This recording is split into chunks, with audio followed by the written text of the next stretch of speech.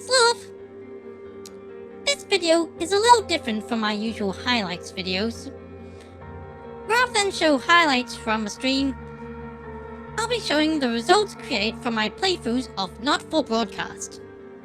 These will be presented without context or commentary.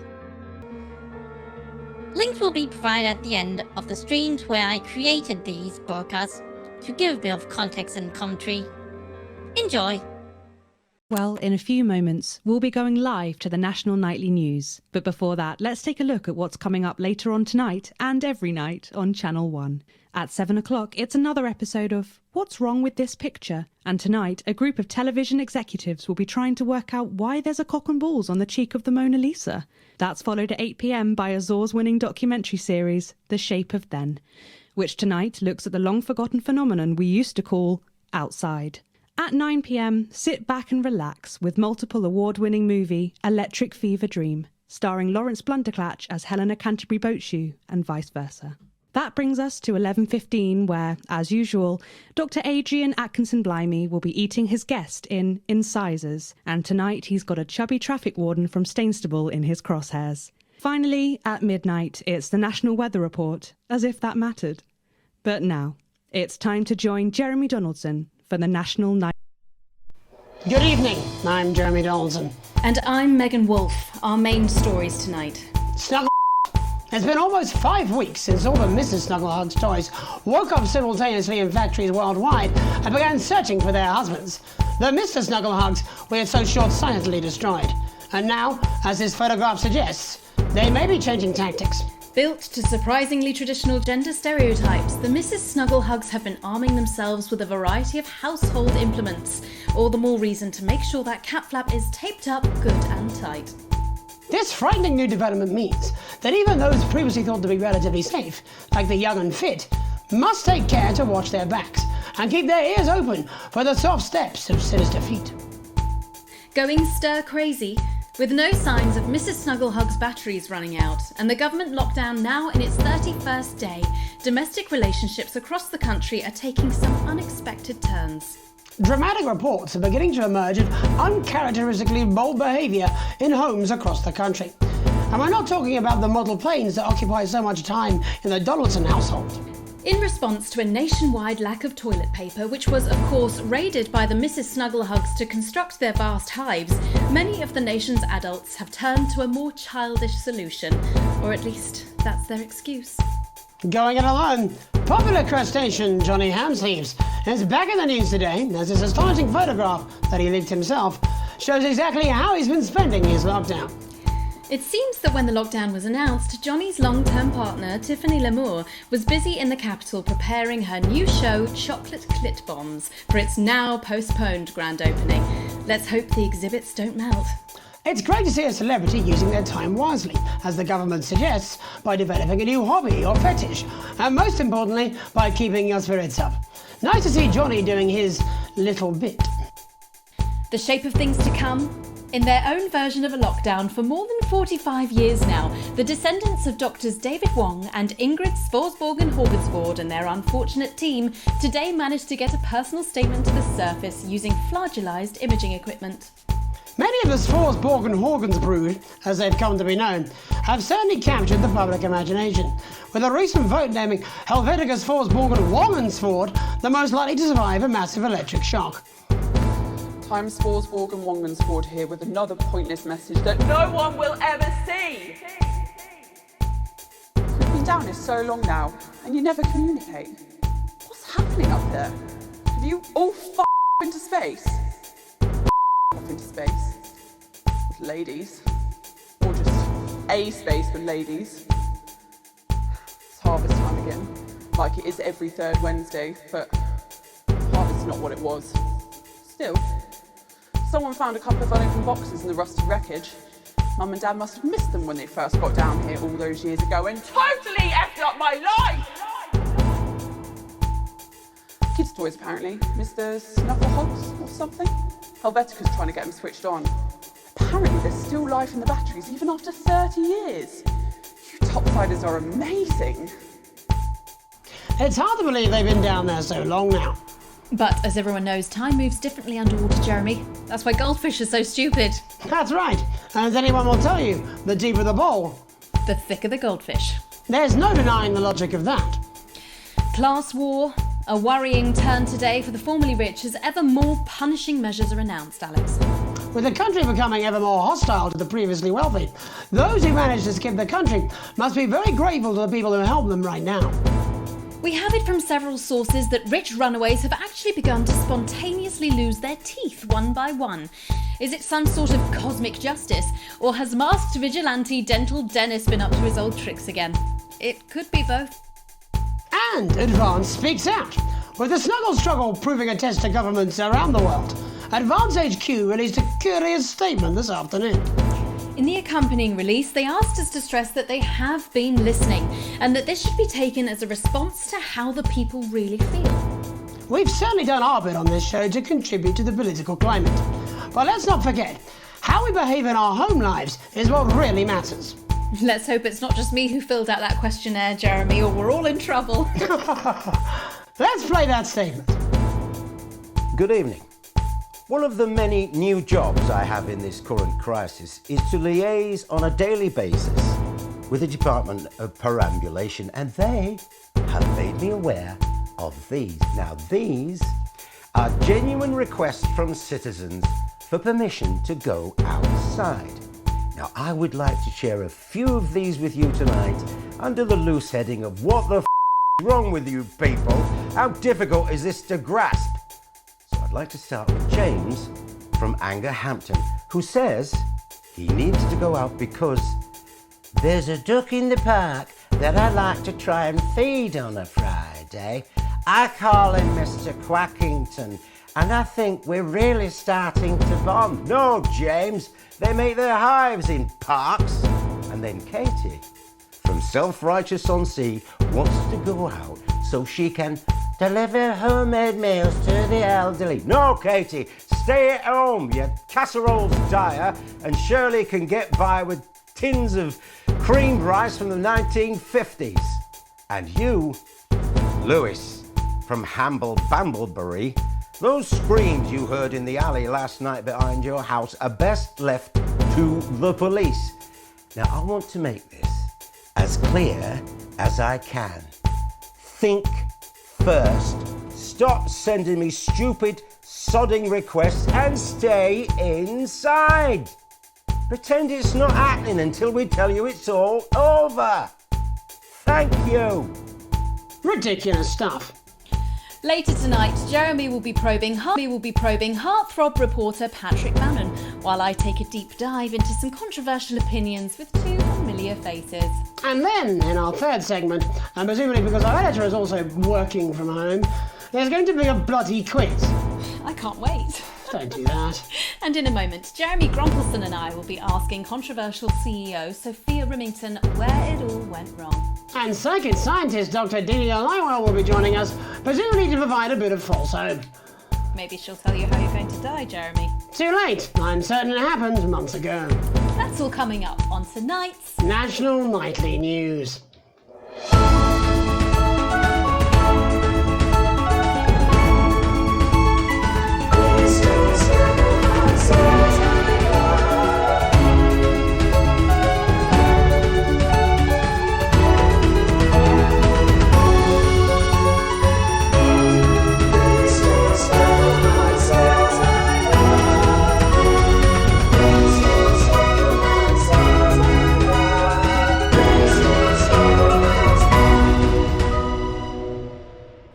Tonight, how do we get here? Where are we going? And most importantly, who's to blame?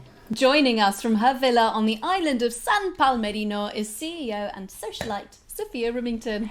Thank you for having me, Megan. I am loving your hairdo, babe. And from her crystal healing laboratory in what I assume is a garage in Lower Uppington, Doctor, it says here, Delia Lywell. Thank you for inviting us on your show. Us? Don't. Miss Remington, your toys are rampaging across the developed world, your company is worth less than my annual salary, and your country's president recently called you a national disgrace. Have you taken your eye off the ball? Oh, honey, you're so cute when you're angry. The thing with you folks over there is you have an island mentality. You can't see the bigger picture. So, what is the bigger picture?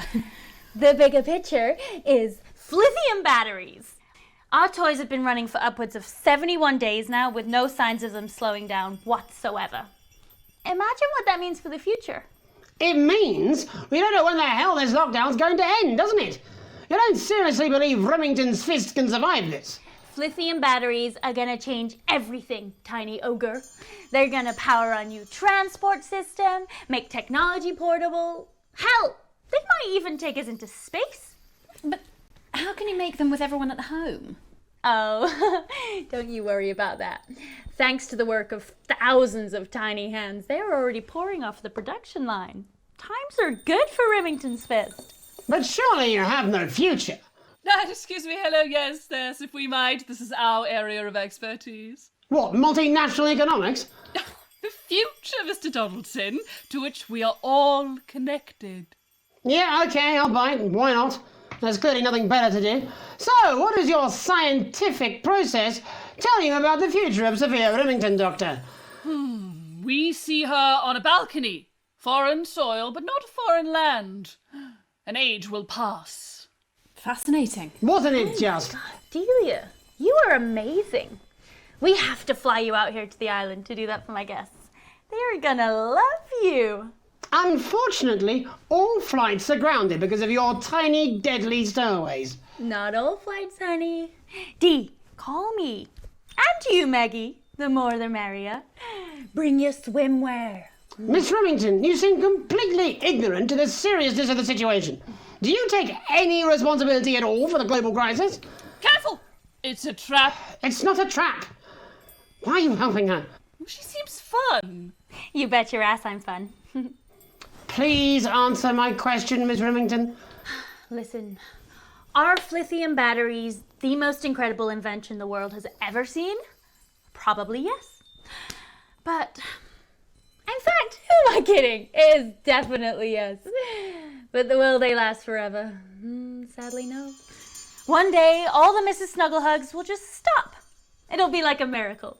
And then we can all go back to the grand tradition of buying products again. Because I really don't mind telling you this. It is really hitting our bottom line. Except for sponges. We seem to be selling an assload of them. Dr. Lywell, do you have an indication of when or how this might end? Well, it's not an exact science. Not even a real one. But our senses tell us that there will come a day when there will be clouds in the sky, the grass will be rich and verdant, and the birds will sing at dawn, and that shall be the day when we walk forth again. I find that strangely comforting. That could literally be any day. Well, let's hope it's soon. Clouds, grass, and birds. That's literally every day. Let's hope it's not too soon. I'm kind of hoping we can make it to the 100 days. It sounds good on a commercial. Besides, if it lifts now, the children will have to go back to working normal hours. Well, let us ask the eminent professors for 100 then. No, let's not, eh? I'll drink to that. Stay strong and party on. Sophia Remington, Dr. Delia Lywell, thank you for joining us. When we come back, we'll be reaching out around the country to see what's really happening out there. Don't go away. We'll be back after these sandwiches. Well, she's a sized fuck up. I mean, she's fun at a social level. I wouldn't want to be on her board.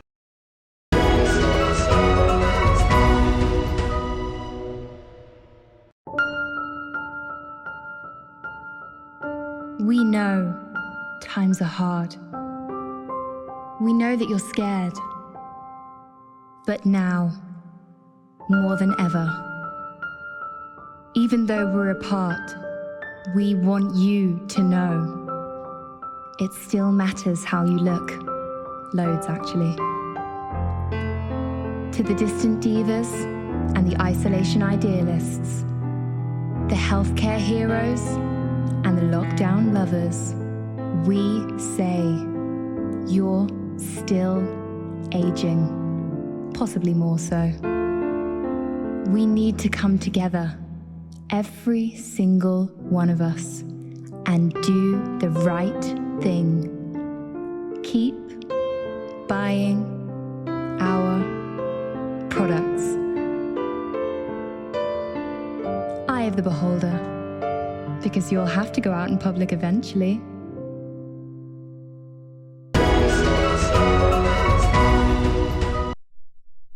Welcome back to the National Nightly News. I'm Megan Roof.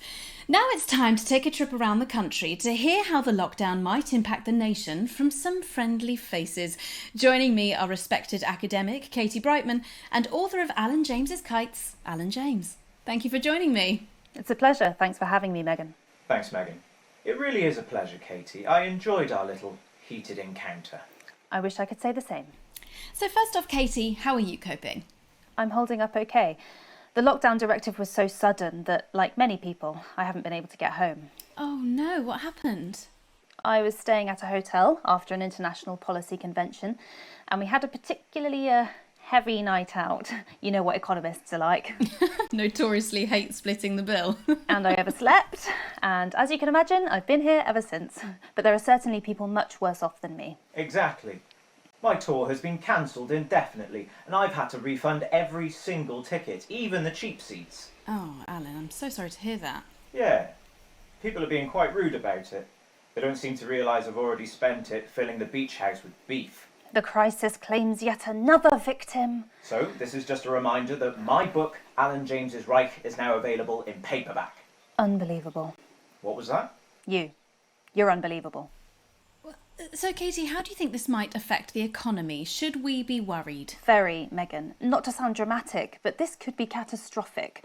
Unemployment has skyrocketed and, frankly, it will be a miracle if a lot of businesses can survive this. There you go, scaremongering again, spreading this latest liberal hoax. That's what they want. They want us quiet. Shh. They want us compliant. And they want us inside. A hoax? How on earth can you say that, Alan? Well, I haven't actually seen one of these supposed toys. Have you? Well, no, but... Did you know 3,000 people die every year from regular toys? That's a lot of people. And this is no different. You're just as likely to be hunted down by a yo-yo or a tennis racket. He makes an excellent and persuasive point, Katie. Don't listen to her, Katie. The press are the enemy of truth. She's agreeing with you, Alan, you absolute... Well, then I must be wrong. Alan, are you now recanting your statement that these toys aren't dangerous? People are saying they're just like normal toys, and that simply isn't true. Corrupt media lies. And Katie, how do you respond to Alan's claims that Mrs. Snugglehugs might be dangerous after all? I suppose I guess I'm agreeing with him. Thank you, Katie. I appreciate your support. A lot of folks are saying this Mrs. Snugglehug situation will all blow over, but it won't. Right, exactly. We need decisive action from the government. We need huge financial support to protect our workers and our businesses. We need to support the vulnerable, and we need To repent. Exactly right, Katie. We brought it on ourselves with all our liberal indulgences like art, cake, and health care. We need to act now and begin sacrificing our firstborns, or to push a beloved family pet. Absolutely, Alan. If we can all successfully come together as a community and perform the ritual, hopefully we will...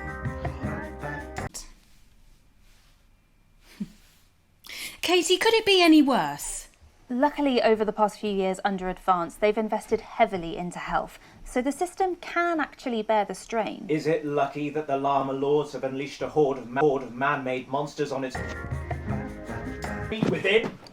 Will you just stop for fucking seconds? The Global Alliance of Fish People are amassing an army amassing an army to kidnap our children.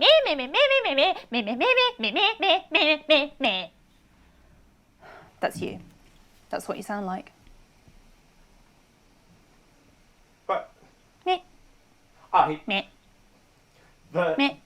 the Meh. I don't sound like that. Yes, you do. You do, Alan. You do sound like that. And that's why no one...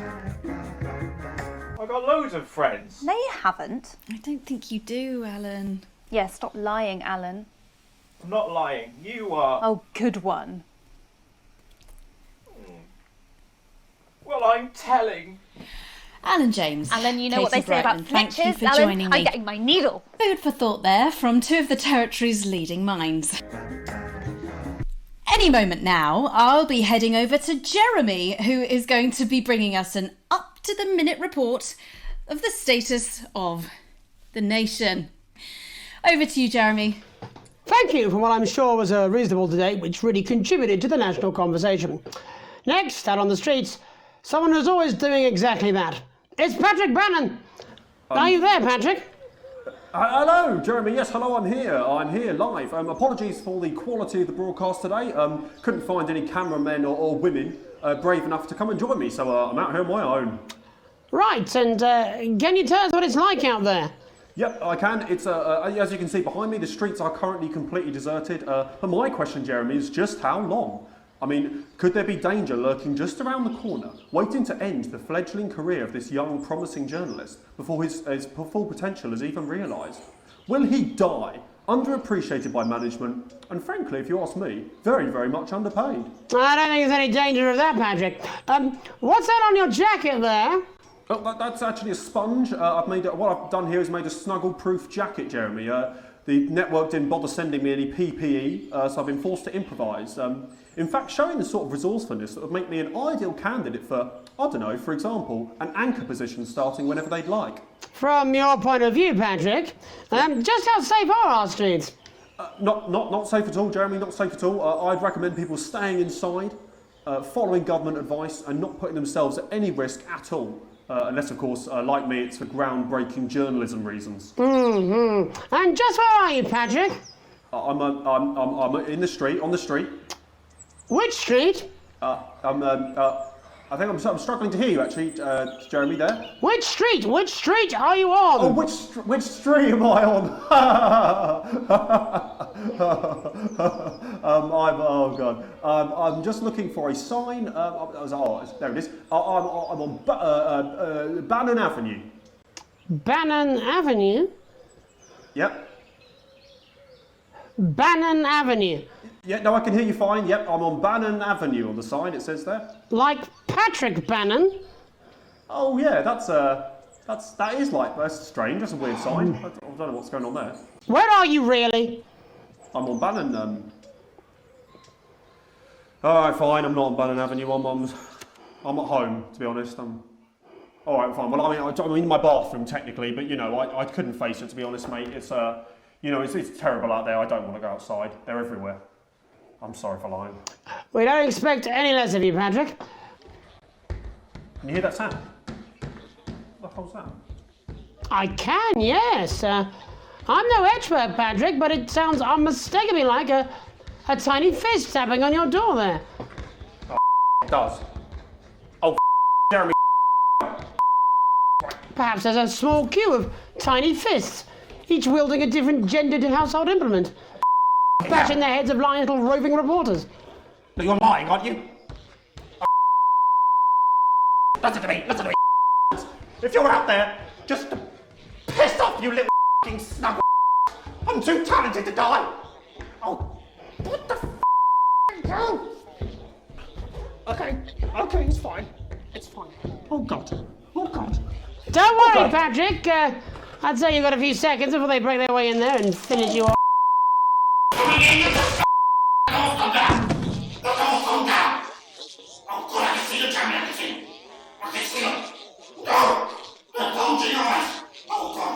What do you see, Patrick? I see only the devil. I see only Satan. Oh God, no. They're coming to malicious. They're coming after. No, you.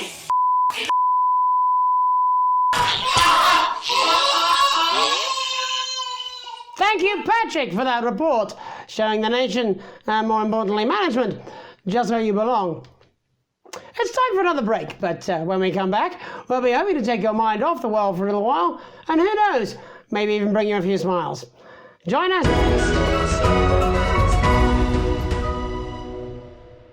This is Crazy Neil's crazy pre-Christmas, extra exciting, festive Yuletide Easter extravaganza! This is another chapter from Crazy Neil's Wit and Wisdom, and I'm reaching out through the lens of this camera to say, buddy, if you're listening, build a better life for yourself. You want crazy? We got crazy! Crazy deals! People ask how I got started in business, and I gotta say, hats.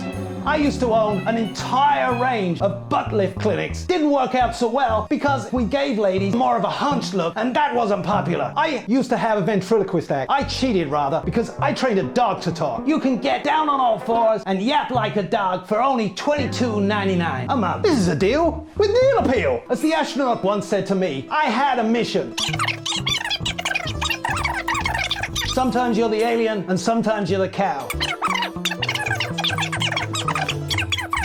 Hey dude, get off my wife.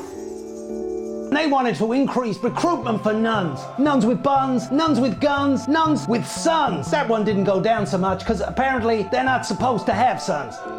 Crazy Bob here to make your life a little more enjoyable. Namaste.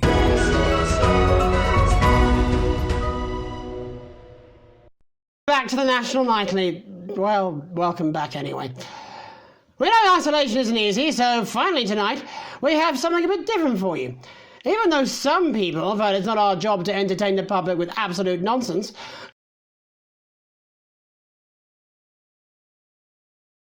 who will National Nightly win? And who will National Nightly lose?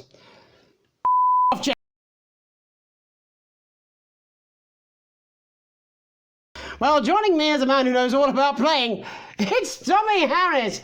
Hello, Tommy. All right, Johnny. It's good to see ya. And how are you finding the lockdown, Tommy? What do you mean lockdown?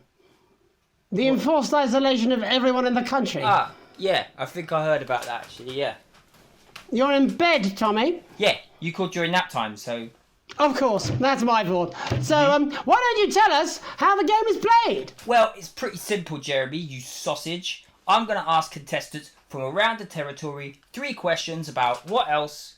Yours truly. And those people are going to get a chance to win a very special prize. And what are you for, Tommy? Drum roll, please. Jeremy. Oh. Thank you. This. Is that... What is that? It's my athletic support, Jeremy. Oh. But I've signed it, so... Oh! A fantastic prize. Have we got anybody waiting to win this once-in-a-lifetime prize, Jimmy? I believe we have Angie on the line. How do you feel about winning this man's old pants, Angie? I've never been so excited, Jeremy. And can I just say, I love you. Both of you.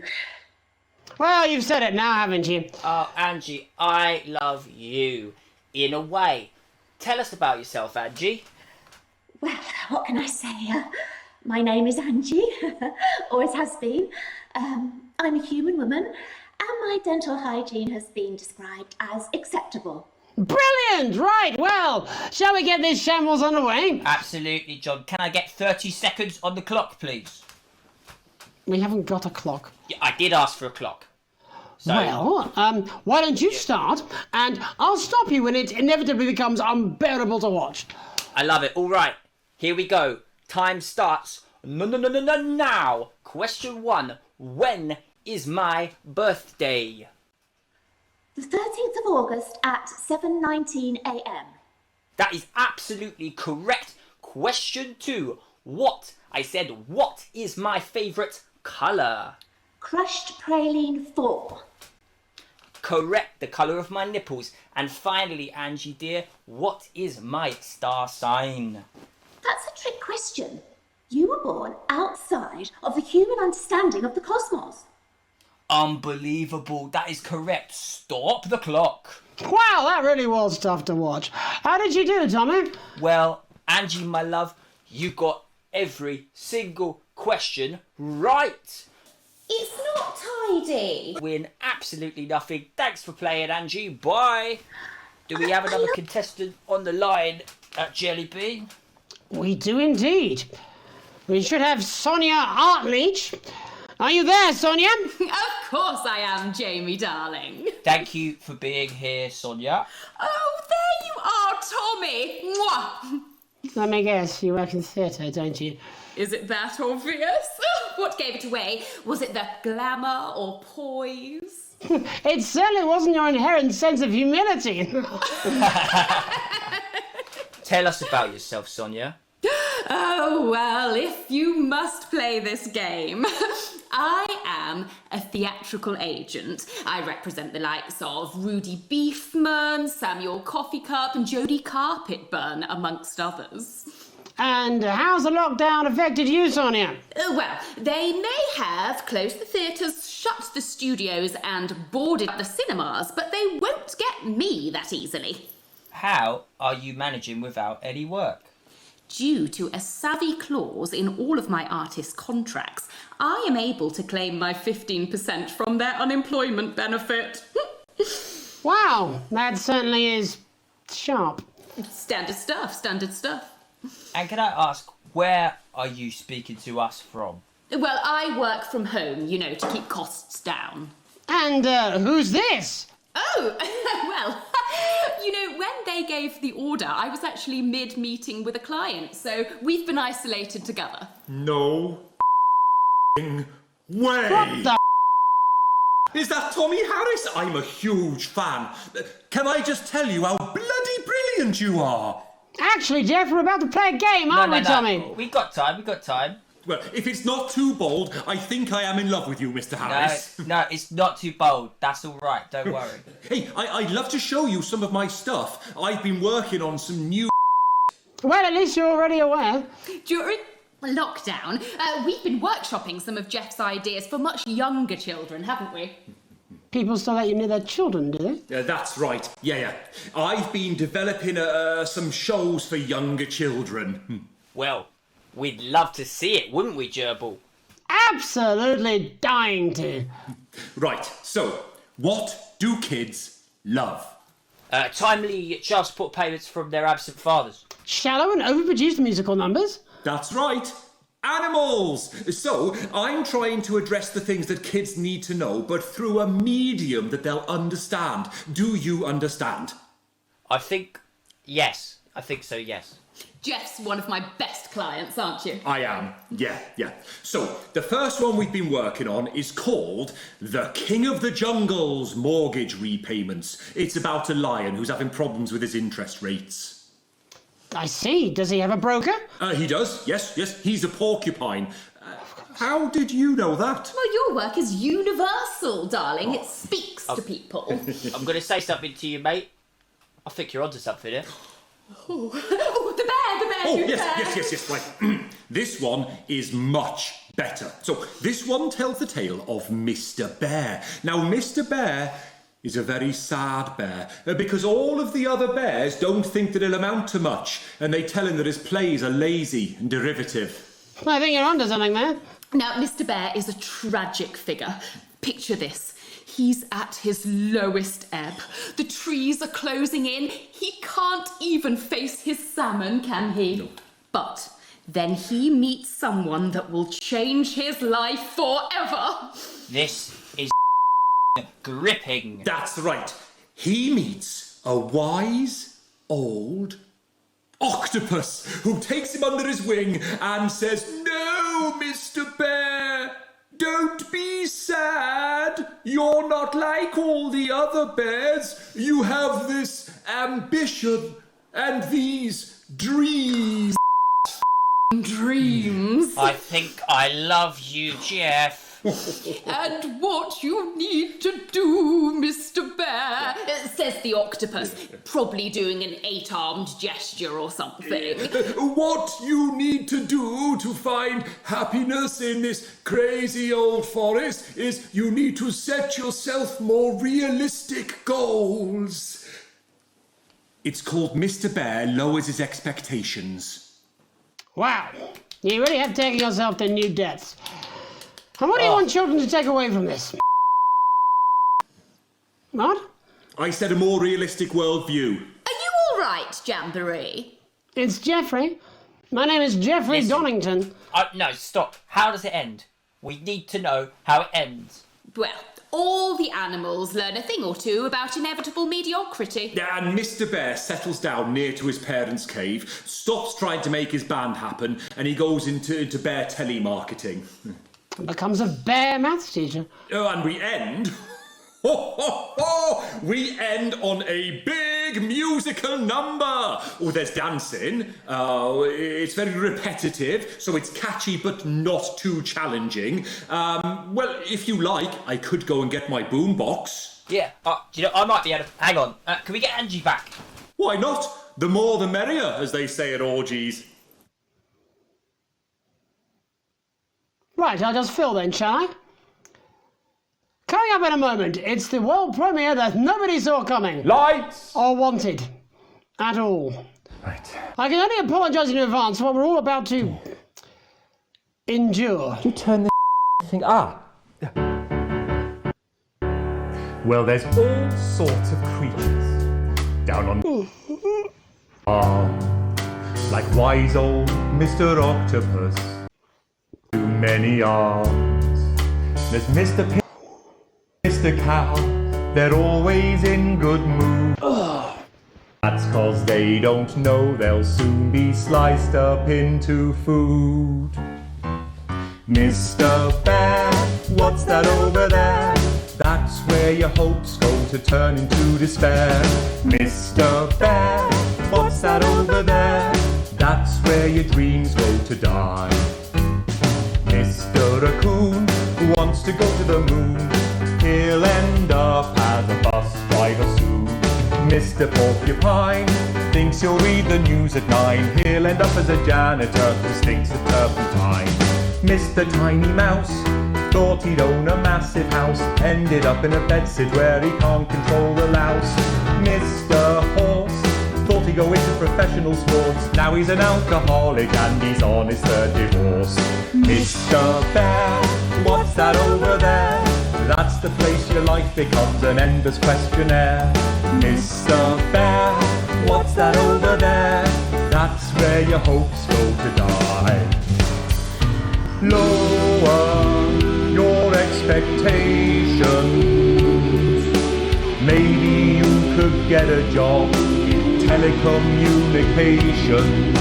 No matter how you try, you'll never reach the League of Nations. The best you'll get is middle rank in trading operations. So lower your expectations. You'll never win an Oscar, so there's no congratulations. The future that is coming will not meet specifications, and no amount of visualizations will save you from your own deterioration. Mr. Bear, what's that over there? That's a tramp who thought he'd be a multi-millionaire. Mr. Bear, what's that over there? That's where self-esteem goes to die. Mr. Bear, what's that over there? That's the disappointment that is waiting everywhere. Mr. Bear, what's that over there? That's where your schemes go to die. That's where your dreams go to die. That's where dreams go to die.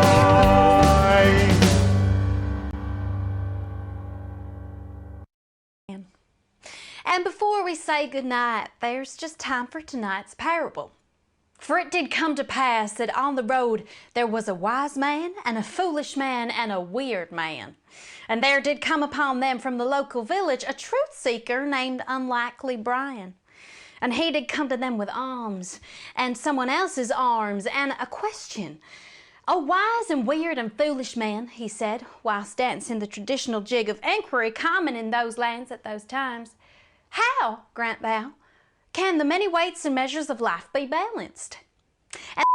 And it say, "There are no riches greater than family." And the foolish man did say he'd heard a good tip for the camel race and that it was a sure thing. And the weird man did say that 2 ears was just the right number, because there was no good place to put a third that wouldn't be aesthetically upsetting. Although he did see the use for a second.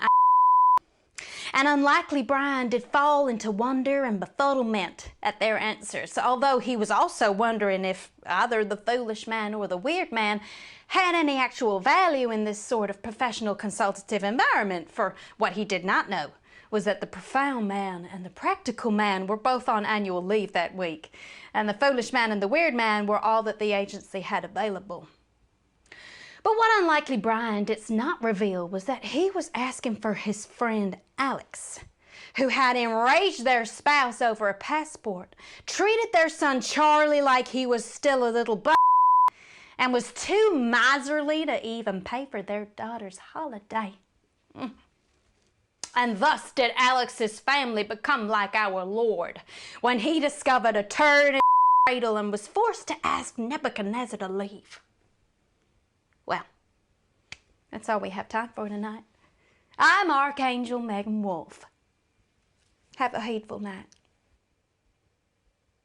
Are we done? Oh my God. I thought I was going to...